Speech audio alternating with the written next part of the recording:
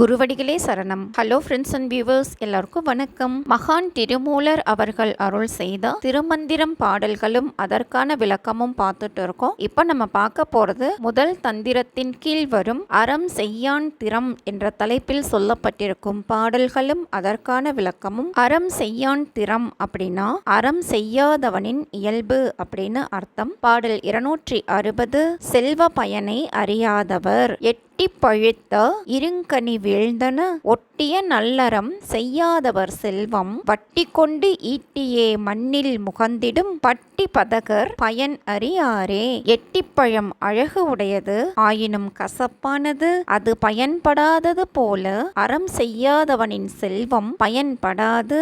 இருங்கனி அப்படின்னா பெரிய பழம், வீழ்ந்தன அப்படின்னா வீழ்ந்த அன்ன அப்படின்னு எடுத்துக்கணும். பட்டி பதகர் அப்படின்னா வஞ்சனை உடைய பாதகர் அப்படின்னு அர்த்தம். தங்கட்கு பொருத்தமான அறங்களை செய்யாதவரின் செல்வம் எட்டி மரத்தின் பெரிய பழம் பழுத்து விழுந்து பயன்படாது கிடந்ததை போலாகும். வட்டி வாங்கி ஈட்டி உலகில் பொருளை கவர்ந்து கொள்ளும் வஞ்சமுடையவர் செல்வத்தின் பயனை அறியாதவர் ஆவார். பாடல் 261 அறத்தின் பயனை அறியாமல் இருக்கின்றனரோ ஒழிந்தன காலங்கள் ஊழியும் போயின கழிந்தன கற்பனை நாளும் குறுகி பிழிந்தன போல தம் பேரிடர் ஆக்கை அழிந்தன கண்டும் அறம் அறியாரே. ஊழி அப்படின்னா யுகத்தின் முடிவு, கற்பனை அப்படின்னா பயன் இல்லாத நினைவுகள், பிழிந்தன அப்படின்னா சாறு பிழியப்பட்ட சக்கை, ஆக்கை அப்படின்னா உடம்பு, காலங்கள் பல கழிந்தன பல ஊழிகளும் போயின எத்தனையோ உள்ளத்து கற்பனைகள் எல்லாம் கழிந்துவிட்டன வாழ்நாளும் குறைந்து சத்து நீங்கிய சக்கை போல் துன்பத்தை உடைய உடல்கள் பயனில்லாது அழிந்தன. அவற்றை பார்த்தும் உலகத்தவர் அறத்தை அறியாமல் இருக்கின்றனரே. பாடல் 262 பிறப்பு இறப்பில் சிக்கியுள்ளனர் அறம் அறியார் அண்ணல் பாதம் நினையும் திறம் அறியார் சிவலோக நகர்க்கு புறம் அறியார் பலர் பொய்மொழி கேட்டு மரம் அறிவார் பகை மன்னி நின்றாரே.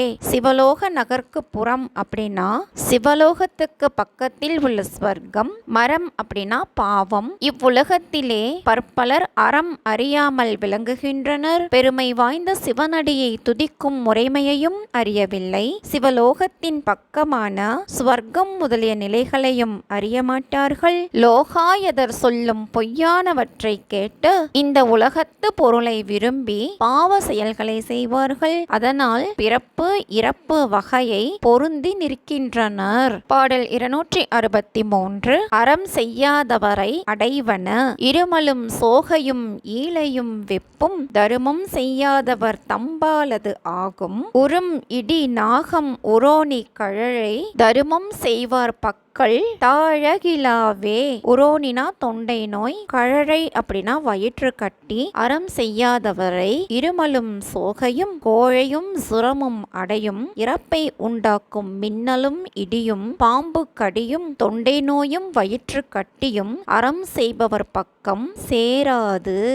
பாடல் 264 நரகத்தில் நிலையாய் இருப்பவர் பரவப்படுவான் பரமனை ஏத்தார் இரவலர்க்கு ஈதலை ஆயினும் ஈயார் கரகத்தால் நீர் காவை வளர்க்கார் நரகத்தே நிற்றிரோ நல் நெஞ்சி நீரே.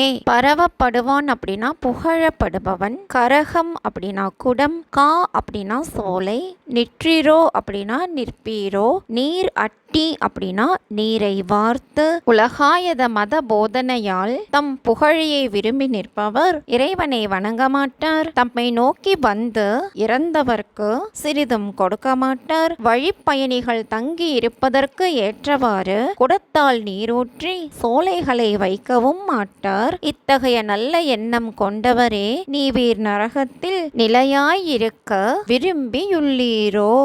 பாடல் 265. வினையை கடப்பவர் வழி நடப்பார் இன்றி வானோர் உலகம் கழி நடப்பார் நடந்தார் கரும்பாரும் அழி நடக்கும் வினை ஆசு அற ஓட்டிட்டு ஒழி நடப்பார் வினை ஓங்கி நின்றாரே. கரும்பார் அப்படின்னா இருளை உடைய நரகம், மழித்தல் அப்படின்னா முழுவதும் நீக்குதல், வினை மாசு அப்படின்னா வினைகளால் உண்டாகும் குற்றம், அறவழியில் நடப்பவராய் இல்லாது தேவர் உலக இன்பம் நீங்கும் வண்ணம் தீய நெறியில் நடப்பவர் இருள்மிக்க நரகத்தில் நடப்பவர் ஆவார். காமம் வெகுளி மயக்கம் ஆகியவற்றை ஒட்டி அவற்றினின்று நீங்கி சன்மார்க்கத்தில் நின்றவர் வினையை கடந்து நிற்பவர் ஆவார்.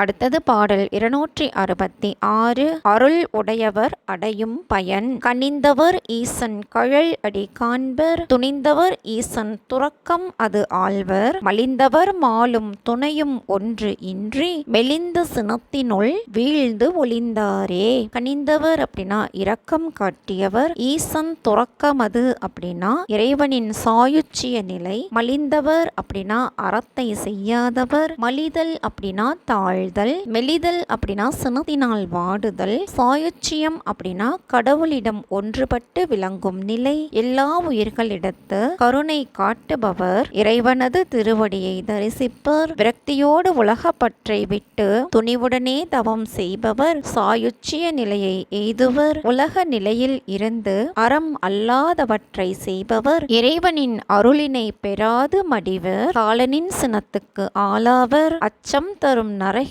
வீழ்வர், அழிந்து போவார்கள். பாடல் 267. அறத்தை அறிய மாட்டார் இன்பம் இடர் என்று இரண்டு உற வைத்தது முன்பு அவர் செய்கையினாலே முடிந்ததும் இன்பம் அது கண்டும் ஈகிலா பேதைகள் அன்பு இலார் சிந்தை அறம் அறியாரே. முன்பு அப்படின்னா முற்பிறவியில், ஈகிலா அப்படின்னா கொடுக்காத, இந்த உலகத்தில் இன்பமும் துன்பமும் ஆகிய இரண்டையும் பொருந்தி இருப்பது முற்பிறவியில் அவரவர் செய்த அற செயலுக்கும் மர செயலுக்கும் ஏற்றபடி அமைந்ததாகும். அறத்தால் இன்பம் அடைவதை கண்டும் பிறர்க்கு கொடுக்க அறியாத பேதையர் அன்பில்லாத உள்ளம் கொண்டவராய் அறத்தை அறிய மாட்டார்கள். பாடல் 268. தீமை செய்வது விலங்கு தன்மை ஆகும் கெடுவதும் ஆவதும் கேடியில் புகழோன் நடு அல்ல செய்து இன்பம் நாடவும் ஒட்டான் இடுவதும் ஈவதும் எண்ணுமின் இன்பம் படுவது செய்யின் பசு அது ஆமே. கேடுகள் புகழோன் அப்படின்னா கெடாத புகழை உடைய இறைவன், எண்ணுமின் அப்படின்னா நினையுங்கள், இன்பம் படுவது அப்படின்னா இன்பம் கெடுவது, பசுவதுமாம் அப்படின்னா விலங்கு தன்மை ஆகும். ஒருவன் கேட்டை அடைவதும் ஆக்கத்தை அடைவதும் ஆகியவற்றை ஊட்ட வல்லவன் இறைவன். அவன் நேர்மையில்லாத செயலை செய்து இன்பத்தை பெற அனுமதிக்க மாட்டான். எனவே தகுதி உடையவர்க்கு ஈதலையும் வறியவர்க்கு ஒன்றை ஈதலையும் நினைப்பீராக. பிறர் இன்பம் கெடுமாறு நடப்பது விலங்குத்தன்மை ஆகும். அடுத்தது பாடல் 269. புல்லறிவாளரை போற்றக்கூடாது செல்வம் கருதி சிலர் பலர் வாழ்வு எனும் புல்லறிவாளரை போற்றி புலராமல் இல்லம் கருதி இறைவனை ஏத்துமின் வில்லி இலக்கு எய்த குறி ஆமே. இல்லம் அப்படின்னா வீடு, வில்லி அப்படின்னா வில்லில் வல்ல வீரன், குறி அப்படின்னா இலக்கு அதாவது அடையாளம். சிலருக்கும் பலருக்கும் செல்வ வாழ்வு தருகிறோம் என்று தடுக்கும் அறிவு உடையவரை அவரது அழிகின்ற செல்வத்தை கருதி வாழ்த்தி வாடாது அழிவற்ற இன்பமான வீடு பெற்றே அளிக்கும் இறைவனை கருதி வாழ்த்துங்கள். வில்வீரன் செலுத்தும் அம்பு இலக்கை தவறாது அடைவது போல் அவன் உங்கள் வறுமையை தவறாது நீக்கி இன்பம் தருவான். என்ன ஃப்ரெண்ட்ஸ், பாடல்களும் விளக்கமும் உங்களுக்கும் தெளிவா புரிஞ்சிருக்கும்னு நினைக்கிறேன். மீண்டும் அன்புடைமை என்ற தலைப்பில் சொல்லப்பட்டிருக்கும் பாடல்களும் அதற்கான விளக்கமும் பத்தின வீடியோல சந்திக்கலாம். தேங்க்யூ.